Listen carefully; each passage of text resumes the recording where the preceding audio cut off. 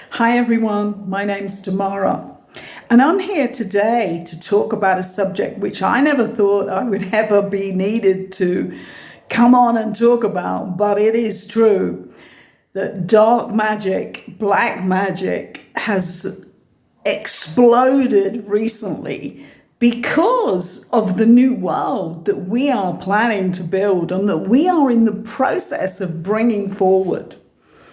And I suppose there's no surprise, really, is there, that we would be fighting the biggest battle of the dark and the light at this particular time. But for somebody like me, I'm Libra. I've never been attracted in any way to causing people harm, using something like dark magic. I'm pretty sure that I have lifetimes where I learnt my lesson over and over again on that. I certainly have recollections of the kind of witchy phase because I am not somebody who ever wants to be pulled under the water. And right from the beginning of that happening to me, like early childhood, really, I knew there was some memory there, and eventually went to a museum where, this was in Suffolk, my hometown in England, actually, and they had all the instruments that they used when they were trying to kill off all the so-called witches, the wise women of the time. And when I was in this museum with this psychic friend of mine, actually, we used to hang about quite a lot together. And it was incredible because I knew then that it was true. So I learnt my lessons then. A lot of people have not learnt the lessons of not using dark magic. My lesson was that I was the white witch, the herbalist, because I'm still so into herbs and I can't ever be in a place where I'm living without having herbs, at least in pots if I don't even have the ground to grow them. So I have brought forward the powerful essence of the wise woman there. But right now, there are a lot of people playing with things that they really do not understand. And what my lessons have been, I'm not going to give you specific details of some of it because this is still happening, specifically on my work, that I am somebody whose mission is to give out information on what I've learned, having been on my spiritual path and very disciplined on this path for 40 years. And they have really come forward. Some people that I never thought would ever do this and certainly would never attack me in this way, but that's another story. I am going to go into details of that at some point on the whole story there. But one thing to remember here, the most important one, is do not attack back. In fact, do not get involved with these characters. And if you know who they are, do not send it back. That's not what you are being asked to do. What you're being asked to do is to completely take control of yourself. That's the only way that stops it. Mine were horrific. And the way I know they were horrific is because I could see them, I could feel them, I knew who they were. There's two characters that I saw constantly. And the reason I could do this, where I was still set back from it, was because I meditate. I meditate with a formal meditation, which keeps my mind into the Buddhi mind, the higher mind. The first thing is being able to control your mental state and master that. And the only way you do that is to be a disciplined, true meditator, not this fanciful stuff of listening to somebody's tapes. They're really good for for calming you down on occasions when you need calming down or relaxing and all that sort of stuff. But you need to form a formal technique of either a mantra or your attention on your breath. It's all about the attention. Go to my fast track to cosmic consciousness, because I'm not going to go through the details of that again. But it's so important to understand what a real formal meditation is, which starts to give you mastery of your mental state. Then you have no thoughts come in that you need to attack back, right? Because you know that you can stand slightly away from what's happening. Like, I even woke up one night with voodoo bells, like that. I'd never even thought that I knew what that sounded like, but I knew exactly what it was when I was awoken immediately to stop what was going on. But if we're going to talk about the other side of what is the most helpful thing for you to do, it's also that you need to have mastery of your emotional self, don't you? Otherwise, you're going to go into all sorts of fear and emotions about it. And that is the one that can really let you down. I mean, when I go back to the first time that I started to understand this, although this was done by a healer person who really didn't realize what they were doing, and I understood this when it happened, and shortly after I realized who was doing it. It was somebody who was a powerful healer who went into an emotional negative state over something that had happened between us. And what happened was, I was walking down a street, having parked my car. Actually, I got out. I'm going to tell you the whole story here because it's really important.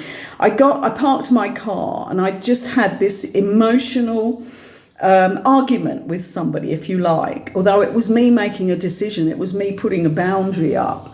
And I had gone off down to my workplace, parked my car in the normal place, and I got out of the car. And as I went to leave that parking space, I was pushed to the ground. That's the only way I can explain it. There was nothing there for me to trip over.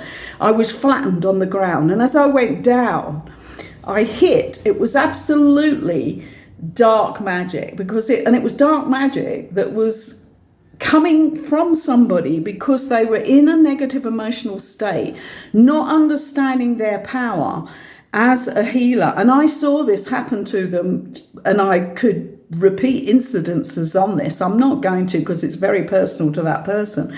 But I saw this happen after this as well. But this was a case that happened to me. I had this, and it was like when somebody does dark magic and they're like angry and they have power, then it comes out, right? And it comes out and it hits the person they're visualizing, even though this wasn't done on purpose. This is the crazy thing. This was done by accident to me, because the person had no understanding of their power, and if they thought negative thoughts like that and were a healer. Think about that, all you healers out there. This is when we have to be really disciplined. And this is something that is one of the major reasons why, because I worked as a healer, that I would never let myself give up my meditation and the ways that I discipline myself, because I do not want to be responsible for harming anybody. If I suddenly, was in a negative emotional state. But that day, when I got in that car, I was not over what happened. It was a shock. It was a new relationship. I had no understanding of what this person expected from me. And I had to put a boundary up. And what actually happened was I was broken down as I drove down to my workplace. As I got out of the car, that energy hit me. And that metal thing that was coming out of a post on the parking spot actually went into my forehead, and I had blood dripping down my face. And I knew that I only had like a few yards to go to get into my building, my Center for Intuitive Living. And I got down to the bottom of the road, just about 20, 30 yards, and I was flattened again in the middle of a busy street. And it looked like I was drunk. And my steps going up into my property were there, just by that place where I crashed on the concrete. And I got myself up onto my knees and I crawled up the steps. This is crazy. I mean, anybody watching would have thought I was a drunk. I got into the door and my receptionist, who was a very intuitive lady who also did healing herself, she jumped up and she said, "You're under psychic attack. I can feel it." And then I was like, really came through to what truly was happening. Because from that point of getting out of the car and having the hit on the forehead, the third eye, this was really interesting too. I understood, I was in shock. And then I understood as she said those words. And then I could, as I calmed down, I could feel who it was and what had happened. And that it wasn't done on purpose, but this was just ignorance. Over the past few months, let's say that it started 2 years ago, really, but not as heavy as the past year. And what has happened is the way that I've dealt with this is to maintain a really high state of awareness and calm, not be emotional myself, not get into mental thoughts on it or distress, and to pull myself away from any connections from these people that I know were doing this. And during this time, there were many, many times where I knew I had to ask for help. So I would ask upstairs, as we do, us spiritual people. And the help would come in. But what they were telling me more and more was that I needed to destroy my avatar on this planet. And this is like, what does that even mean? And this was at a point where I could feel it at a distance from me, but I knew it was there, if you know what I mean. I wasn't accepting it into my energy field, but I wanted to get rid of it completely. And I thought about this. I actually did a little short video on it when I got it, because it's like, I know that I'm pulling on my higher self a lot of the time. I'm a channeler. I've channeled 2 books and a whole load of instructions for us recently on how to deal with the changes. So I know how to connect with my higher self. I also now know how to contact those higher beings and those archangels. And Archangel Raphael has been the main one that I've channeled all of these years since 1991. So I'm not, it wasn't that I was ignorant of this, that I could do that. But what they were saying to me was that I had to become more of that than who I am in the 3D. I mean, I use my spiritual name, Damara, here.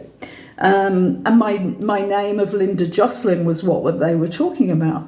I had to let that avatar that was always the majority of me, I had to let it fade. I had to be aware that I could pull more of that higher self, that higher being, that amazing light being that I really was and that I knew I was. I had to bring that in. I then had to refuse the magic coming towards me from that energy. And that's when it all changed. So this is something that anybody can do who has started on their spiritual path. And first of all, listen to this again to understand what I'm saying, because I really didn't get it. Because I always felt at that point that we would be more of our identity as the body. Like we say, don't we? Oh, we're a spiritual being and a physical body. But what they were telling me was that there is that slight misunderstanding if you don't know that you can bring that through and you can use that to protect yourself. And as I said, that's when it all changed for me. And things started to go the other way, where I could command it, I could decree it, and I use those words. I still do if I feel that something's still coming towards me. You decree it to go back and to stop, okay? But you're not actually using any of this avatar in the 3D on the emotional level and the mental level. Can you see the difference? It's purely spiritual. So you cannot muck it up. You cannot do it where you are gaining karma from that, because you are coming through as your pure spiritual essence. It took me a while, because what I had to do was close my eyes and visualize who I was in that 5D realm and that energy and that light being. And then I could use that. And that's probably the only way that I have continued on working, as this huge attack force came in from really, how can I call this? This is a whole group that have been formed because, and all goes back to something that happened many years ago, that I was given all the information on intuitively. So I have all the facts. And it is being dealt with in the legal world. But what these people are doing is they're trying to stop it. They're trying to stop the justice. And now I feel free. I feel so in control of it myself now that I can come forward and tell you how I'm doing it. Because some people have asked me, how are you doing it? And it's like, we all need to know this, that you can, like what they said was destroy your avatar. And my avatar is not something made up like we do on the internet. I mean, I've never done that, but people do, and they operate every day through that avatar. But what we do here is we see that we are always that 3D person, but we are a spiritual being in the physical body.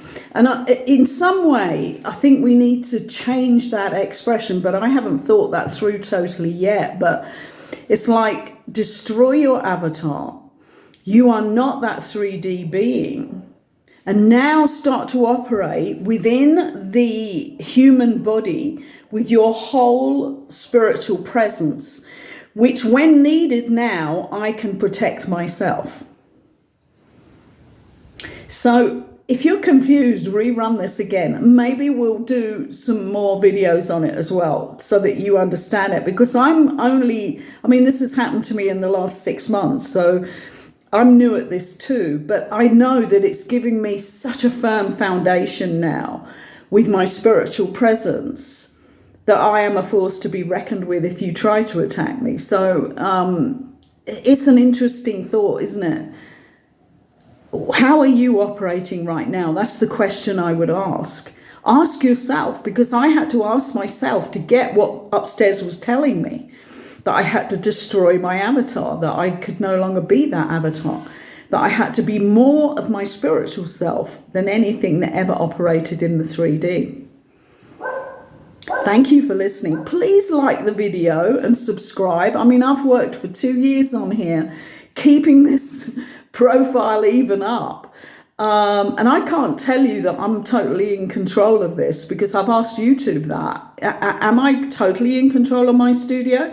Or is somebody still in there with me? Who decides how this is going to be put out there? I've actually asked that of them in the last 2 days, and actually my last video flew higher than many others, so maybe they're really looking into it now. Anyway, thank you for listening. Have a great day. Think about that avatar. How are you sitting in this human body right now? Bye for now.